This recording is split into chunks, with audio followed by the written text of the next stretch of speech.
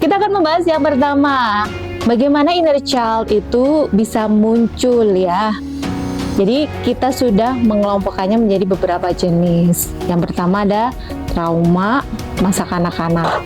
Trauma masa kanak-kanak ini bisa jadi karena kita dapat kekerasan secara fisik, dipukul, ataupun kekerasan secara verbal gitu ya, kata-kata yang negatif, kata-kata yang merendahkan kita ketika anak-anak sebelum usia 12 tahun. Jadi ini dibatasinya sebelum usia 12 tahun ya, atau lebih spesifiknya sebelum kita usia 7 tahun. Jadi sahabat semuanya, itu tadi apa saja nih bagaimana inner child yang negatif itu bisa. Jadi yang perlu kita waspadai ini adalah inner child yang negatif. Inner child yang terluka kalau nggak cepet-cepet diobati, nanti dia akan berakibat yang buruk ketika kita di usia lebih dewasa. Jadi inner child yang negatif dan terluka yang tidak diatasi atau tidak disadari itu akan memberikan dampak efek apa saja sih gitu terhadap kehidupan kita. Jadi ada 3 jenis dampak yang sudah kita kelompokkan. Dampak yang pertama adalah tidak bisa melupakan masa lalu. Jadi ketika kita sudah di usia dewasa, usia 12 tahun lebih, kenangan itu akan selalu kita kait-kaitkan gitu. Jadi kita seperti tersedot atau tertarik dengan pengalaman-pengalaman masa lalu yang buruk gitu. Misalnya ketika kita mengerjakan matematika, kita dibilang, dasar kamu memang anak yang nggak teliti, nggak akan pernah bisa ngerjain hitung-hitungan. Nah, ketika kita dewasa menghadapi aktivitas yang memerlukan perhitungan, bahkan mungkin itu perhitungannya sederhana, memori itu langsung muncul gitu kan.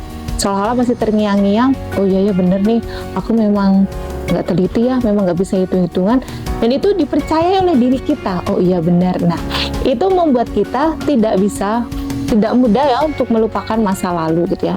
Kita masih hidup dengan bayang-bayang masa lalu gitu ya, kayak nightmare gitu, yang membayang-bayangi kemanapun kita pergi dengan berbagai jenis pengalaman masa lalu yang buruk. Yang selanjutnya, kita akan kesulitan mengontrol atau mengendalikan emosi kita sendiri.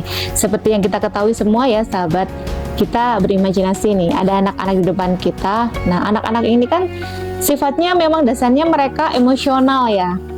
Emosi, mudah marah, tidak percaya diri gitu ya, tidak mudah percaya dengan orang yang baru, susah beradaptasi, kalau ada keinginan selalu pengen segera dipenuhi gitu ya, kalau ada konflik dan lain sebagainya mereka nggak mau, pengen menang sendiri, atau semisalnya terkait dengan hal-hal dalam rumah tangga nih. Dalam rumah tangga itu kalau semisalnya pasangan kita sama-sama memiliki inner child yang terluka dan tidak saling bisa mengerti, maksudnya tidak bisa saling menyadari bahwa pasangan saya ini punya inner child, yang ada perceraian itu akan muncul gitu ya. Yang ada kita akan dapat pasangan yang toksik. Yang gimana sih? Seharusnya pasangan itu kan mengerti ya, tapi kan jiwa anak-anak itu pengennya dimengerti, jiwa anak-anak itu pengennya dipahami, jiwa anak-anak itu pengennya dipenuhi, jiwa anak-anak itu egois gitu. Bayangkan kalau kita misalnya memiliki pasangan ataupun partner kerja atau tim yang seperti itu, tentu hal ini akan sangat mempengaruhi hubungan kita, yang akhirnya ketidakmampuan pasangan atau teman dan sebagainya dalam mengendalikan emosi itu akan menjadi benih-benih hubungan yang tidak baik, baik antara pasangan dengan anak ataupun yang lainnya.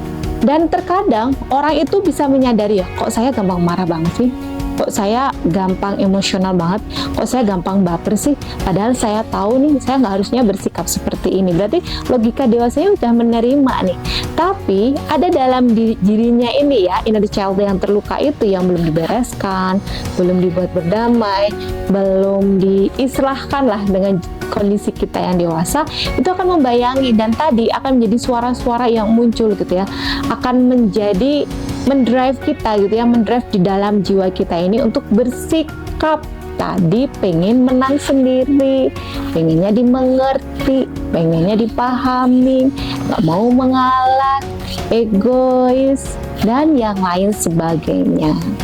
Dan yang terakhir, efeknya adalah kita akan memiliki dampak hubungan yang buruk terhadap lingkungan di sekitar kita. Selain dengan orang terdekat kita, mungkin kita juga punya hubungan yang nggak baik ya dengan orang tetangga di sekitar kita, ataupun dalam lingkup yang jauh lebih luas lagi, karena kita akan bersikap seperti kekanak-kanakan di lingkungan mereka yang dewasa.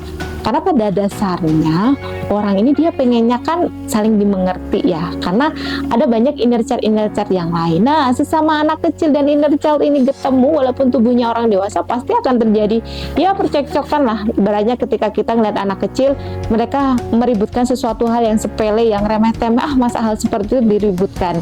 Kalau kita ketemu nih orang-orang dewasa di sekitar kita, di lingkungan kita, yang mereka masih meributkan hal-hal yang kita lihat remeh-temeh dan sepele, ya mungkin mereka memiliki inner child yang terluka. Kalau sahabat semuanya memahami hal itu, ya bagusnya datang ngobrol dan bantu mereka untuk menyadari kondisi inner child-nya itu.